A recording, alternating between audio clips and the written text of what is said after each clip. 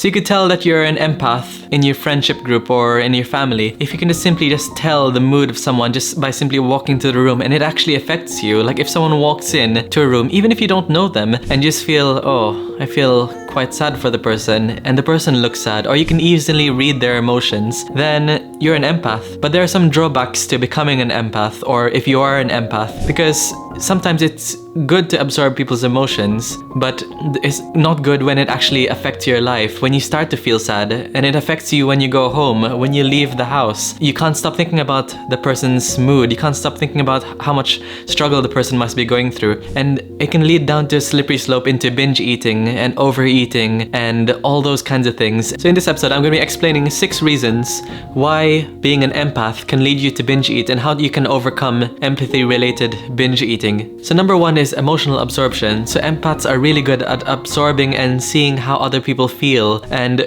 let's say, for example, you're having breakfast with your family members and you're really enjoying it. You feel really excited to have that holiday, go skiing, and you're enjoying this breakfast, this fried breakfast, lots of croissants and all those kinds of things. You're in a really, really good mood. And then someone walks in quite annoyed and stressed, and you feel like it affects your mood personally. And then you're not in that really same excited, enjoying, happy mood anymore. You just feel like downtrodden, like, oh, if one person's feeling sad, then I gotta feel sad also. I don't feel like I deserve this happiness when there's someone here feeling this amount of sadness. That's one of the drawbacks of an empath. It can really change your mood. You can absorb their emotions, kind of like suck it, well, not really suck it out because you're not sucking it away from them, but you're taking their emotions and you're taking it for yourself. And sometimes if it really affects you and you're an empath, then you can bring it home to you when you go to bed. You can't stop thinking about it. It affects your activities. Like, like say you're on the holiday and you go skiing, you're always thinking about that person. Like, I wonder what's going on. Maybe the person had a breakup. Maybe that person might have really struggled with maybe like flights, or maybe a person might have had a flight delayed, or maybe struggling with financial difficulties in this holiday. You're always like thinking, what's going on? What's going on? What's going on? And it's causing you to overthink, and it's chipping away at your self-esteem. It's chipping away at your mental health, even though you don't know it. Because that example is only one person, but let's say like that person enters the room feeling sad. Okay, 2 seconds later, another person enters the room. You notice this person looking quite annoyed, and then another person is having an argument with his girlfriend. Another woman there is having a bit stressy experience with the food. Is complaining about the food. You're absorbing all these emotions from so many people. You're just being too hyper vigilant about what other people are feeling, and having this emotional absorption can lead you to binge eat much later on. So the reason why many empaths tend to binge eat after emotionally absorbing all these emotions is because food provides a rush of dopamine, and when you're constantly like absorbing so many things taken in, it takes you down. Your dopamine is quite low, you're quite stressed, you want something to pick you up really, really quickly, and food is a good source of like picking up your dopamine. Although it's not a good healthy coping mechanism long term, right now, short term, it's gonna help you pick up and try to get you to where you were before. When I was in the Philippines, we struggled to get tuition for my school, and I was having so much stress to try to think like, what can I do to help as a 12-year-old to help my mom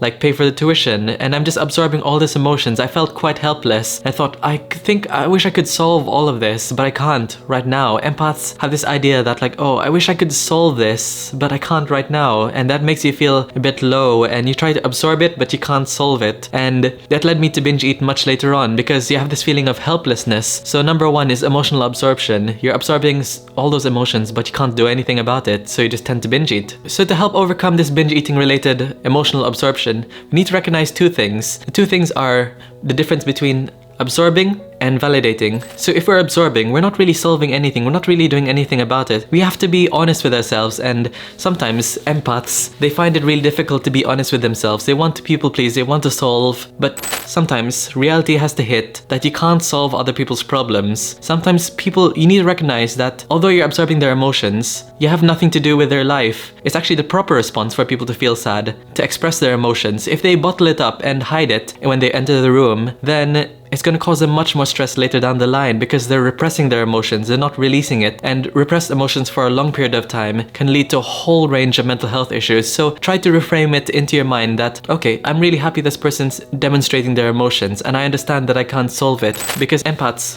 Remember, they're always trying to solve things and they're trying to absorb so many things, but remember, we can't solve everything. What you can do as a replacement of solving is trying to validate, trying to understand and say like, okay, that must be really difficult for you. Oh, I'm sorry that you're going through that. Or if I was in your shoes, I'd feel the same thing as well. So validating is, in a way, kind of contributing to their solution. So rather than trying to just absorb and feel helpless, remember, they need to experience those emotions. And if it's someone you know or you want to have a chat with, just validate them. Then you're pushing them even more to help them already. There's a quote in a really good book about boundaries called When to Say Yes, How to Say No, to Take Control of Your Life, that says, good fences make good neighbors. Setting boundaries with others is a way to love and care for ourselves. It is not a selfish act, but rather an essential aspect of maintaining healthy relationships. And what really struck me is good fences make good neighbors. It's important to have boundaries between yourself and how other people are feeling. A fence is what makes a neighbor. And you're already making a neighbor, so it's really important to keep that fence there. If you want to learn how to overcome binge eating, what you should eat, when you should eat, how you should eat, and all those other questions. Will I gain weight? Well, what does it comprise of? What do I need to do? All those kinds of questions.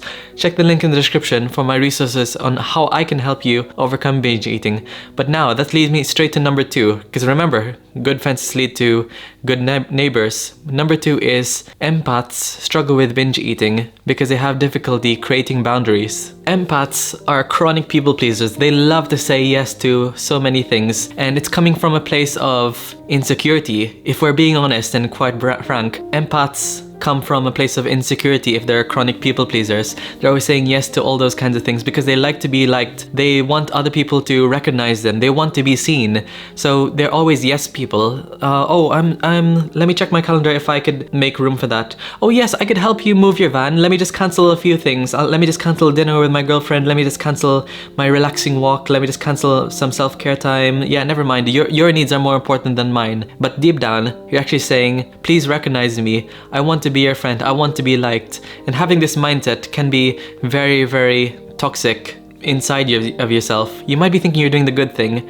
but you're actually not helping yourself if you're always saying yes most of the time, because people are just going to take advantage of you. They're going to use you. They're going to recommend all of their friends to say like, oh well, Jonathan keeps on saying yes, so he can definitely do it. I can't do it, but Jonathan can. He says yes to anything. He's always free. And it actually makes people think less of you, because if you're always free and you don't have any time for yourself, then what else do other people think are you doing with your life? Like you're just sitting there waiting for other people to say yes? If anything, it probably is your full-time job to say yes to everything, because other people think, well, Jonathan has no time for anything. And the thing is, it's important to overcome this, to say no. We need to remember that if other people just get annoyed, then are they even worth your friend? Are they seeing you as who you are and all your values, or are they just seeing you as something, as a utility, as a tool, as a great way to get things done? If they get quite mad and they're just taking it personally, then are they even truly your friends, or are they people who are using you? Those people who just say, no worries, you take care of yourself, yeah, you enjoy your walk, or you enjoy watching TV. Those are the people you need to stick around, because they're not people who want to have their butt kissed by you, essentially, lack of a better word.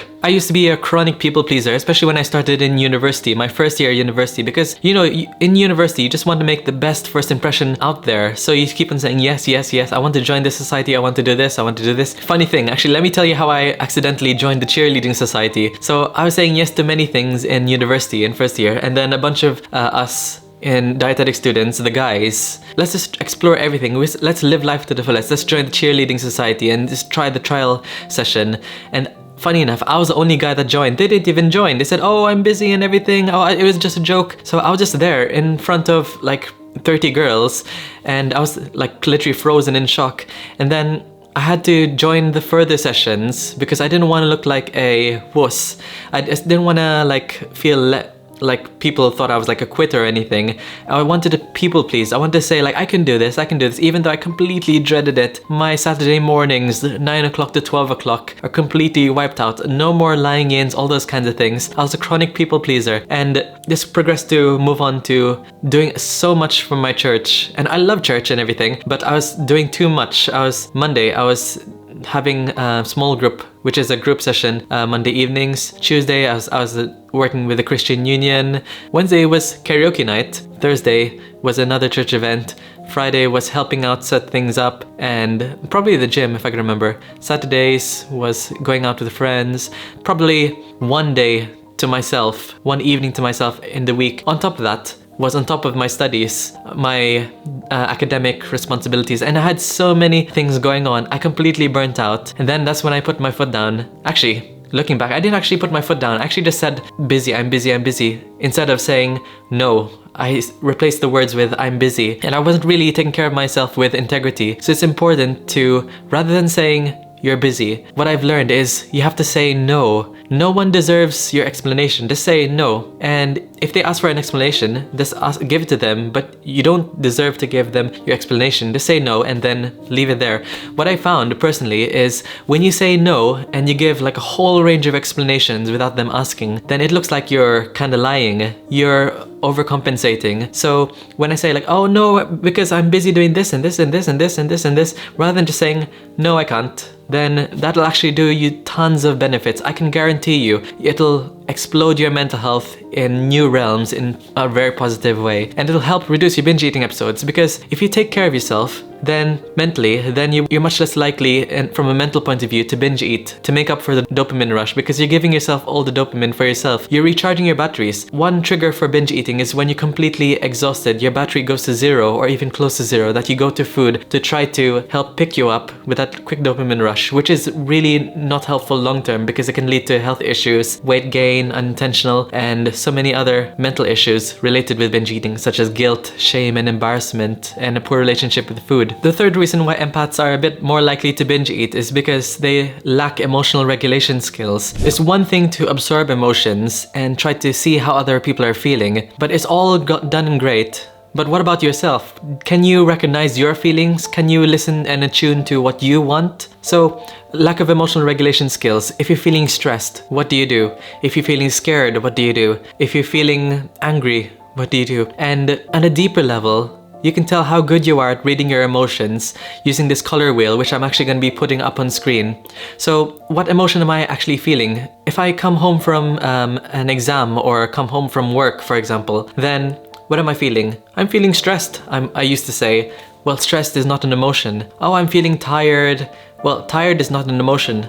Are you feeling scared? Are you feeling worried? I'm gonna look at some examples over here from the emotional coloring wheel. Back then I used to say I was really tired because I'm so exhausted from work, but I'm actually sad. And looking at the deeper level, maybe I was feeling fragile. I was feeling vulnerable. I was feeling inferior, depressed, hurt. Maybe someone said something to me at work, which I'm masking as tiredness. So make sure to use the color wheel. And people who are able to recognize what they're feeling actually have higher levels of what's called EQ, which is emotional quotient. Intelligence quotient, which is IQ, is very different from EQ.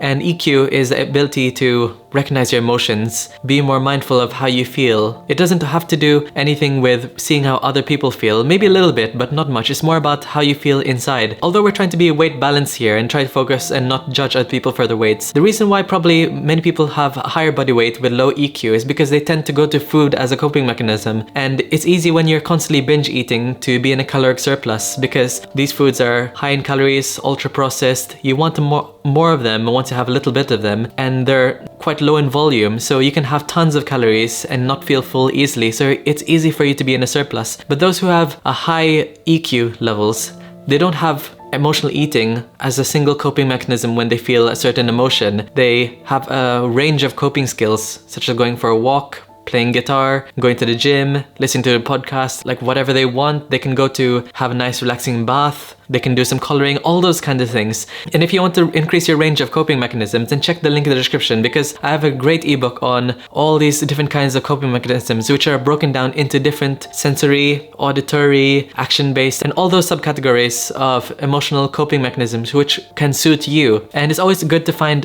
a whole range of toolkits of different coping mechanisms, not just one, not just two, because sometimes if your normal coping mechanism is going for a walk, but it's quite dark, it's midnight, and you're feeling really scared inside, then going for a walk is not really good. Or maybe going for a drive might be a bit dangerous if it's quite icy and cold. So I have a whole range of coping mechanisms, and you can find that in the link in the description of this video. So before we move on to point 4, I want you to comment below. I'm gonna show up in the screen this emotional color wheel. What are you feeling right now? What emotion are you feeling right now? Comment below. So now moving on to number 4 is empaths can jump straight to binge eating because of the overwhelm from sensory input. So empaths tend to find that they are able to not only just emotionally absorb and see how other people are feeling, but they tend to take in everything. They actually are more sensitive to light, they're more sensitive to sound, more sensitive to touch, and this can lead to an overwhelm of sensitive input. And then when they're overwhelmed, they tend to just hide away and go back into secret. And sometimes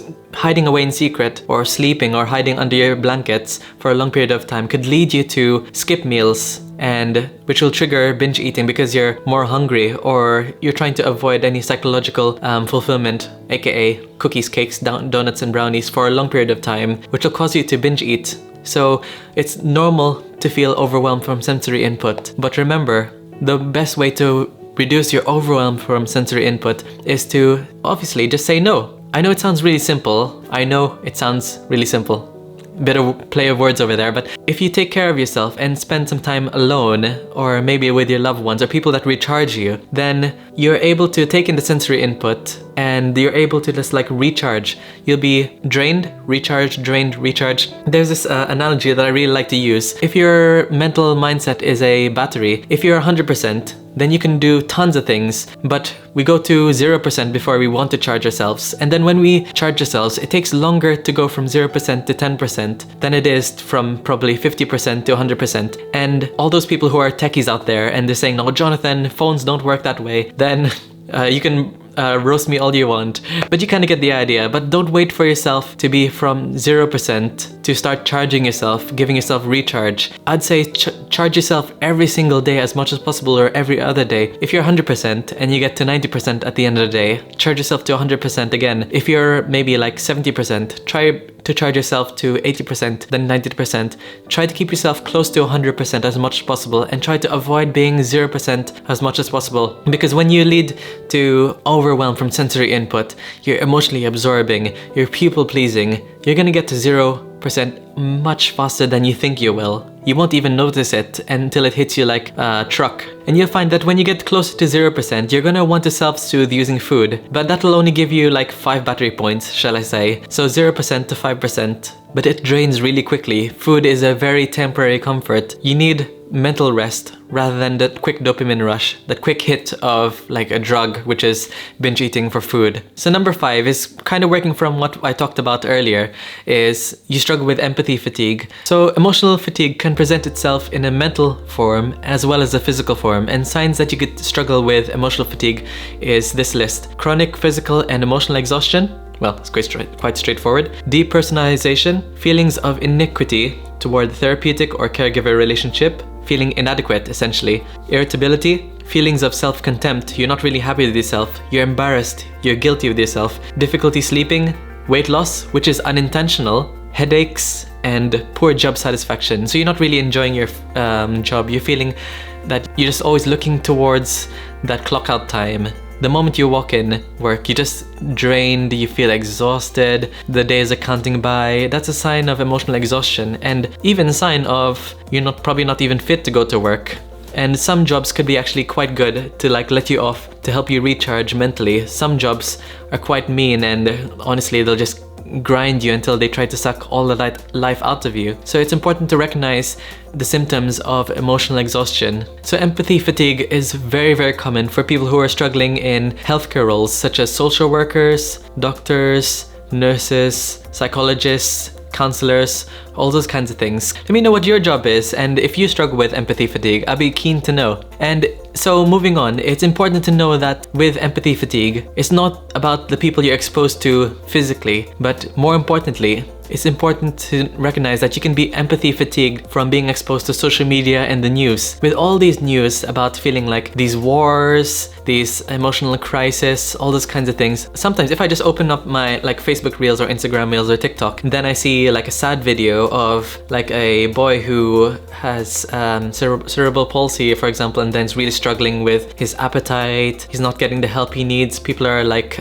ignoring him, all those kinds of things, inequality, looking down on him. It makes me feel sad. And if you're an empath, you'd recognize this really, really well, that if you go to social media, you just start to feel sad and you tend to like just avoid social media. You probably even thought about like having a social media detox or like leaving social media, because you see social media as, oh, it's so like negative. There's so many things going on. Oh, all these people are getting married. All my friends are getting married. They're having good houses. They're having good cars. And here I am. It's leading to a spiral of like, oh, I'm just feeling quite inadequate, feeling quite dull, having so much self-contempt. And that's where social media can be very unhelpful. The news can be very unhelpful with empathy fatigue and for empaths. So what I'd highly recommend is, if anything on social media makes you feel inadequate, like, oh, this person has a great body, then instantly unfollow. And you might be thinking, but Jonathan, but they have good content to provide. Well, there are other people who provide like body positive content, and they don't shame other people, and they provide good content. You just have to find out where they are. Sometimes there are two choices with social media you can do as an empath. You can cut yourself out from social media, or you can simply just change all the people that you follow to things that like promote like positive mental health and positive well-being, body positivity. There are some like very muscular fitness influencers who I follow who are very body positive. Like people also like to name a few. BDC Carpenter is really good. Joey Swole, all those kinds of people similar around those areas. If you expose yourself to them, then the algorithm is going to expose you to similar content, and you're going to be exposed to like things which help you feel good about yourself, recharge yourself, so you won't have this empathy fatigue from social media or the news. The news, particularly the like from TV, I would just cut them out. I haven't watched the news in like years actually, because controversial, but people in the news, they only show the worst things because that'll promote the most views. The newspapers would promote like very clickbaity articles, clickbaity quote unquote shall I say, to get people to read those. It's about hooking people's attention. But here in YouTube or like social media, information's out there. You choose what you want. The algorithm shows you what you're exposing yourself to. So long story short, choose what you want to do with social media, and then the algorithm will help you fix your requirements around that. I'll just completely cut out the news, because how is an oil financial crisis in South America affecting me? It's not really going to affect me. It's going to affect me mentally, but not physically, or not right now financially. And finally, number 6, empaths could struggle with binge eating because of self-neglect. So they're putting themselves first over others. They're people pleasing, they're saying yes to everything, and you're not even taking care of yourself mentally. And I know we talked about this many times in the previous points because it's all interlinks together, but self-neglect could mean not eating enough food, or you're avoiding certain foods, or you're not even doing shopping for yourself. You're looking after other people, that you're not even like looking after what's in your fridge or having any healthy foods around. You're oftentimes like heading over to takeaways. You're struggling with binge eating, and this self-neglect can present itself in form of binge eating, unhealthy eating patterns, not really eating any healthy foods. You could be not going to the gym because you're looking after other people. So all of this is going to make you feel terrible about yourself physically. So I'm talking about self-neglect from a physical point of view. You're not going to the gym, you're constantly wanting very convenient foods because you don't have time for anything. You're too exhausted mentally to cook a healthy meal, provide some self-care, even to the point, I know some people who are chronic people pleasers that they don't even like have a bath because they're completely exhausted. They don't have showers, because I'll shower every 2 days or every 3 days because I'm so exhausted to do literally anything. So if you're struggling with self-neglect, this can easily lead to binge eating, because you're in this never-ending cycle, what's called the binge restrict cycle, which I call. So you're binge eating, and because of that, then you want to jump onto a very restrictive diet, like 800 calories, 1,200 calories, or you're cutting out all sugar, something extremely restrictive and unsustainable. Then you feel guilty that you failed it, and then that's self-neglect, low self-esteem, and then you want to binge eat, and then you want to jump on the restrictive diet again. So it's binge restrict, binge restrict, binge restrict. People are in this cycle for days, weeks, months, even years. They're either on track or off track. They never have any form of consistency. And the longer they're in this binge restrict cycle, their weight is probably going up and their self-esteem is dropping lower and lower and lower. And this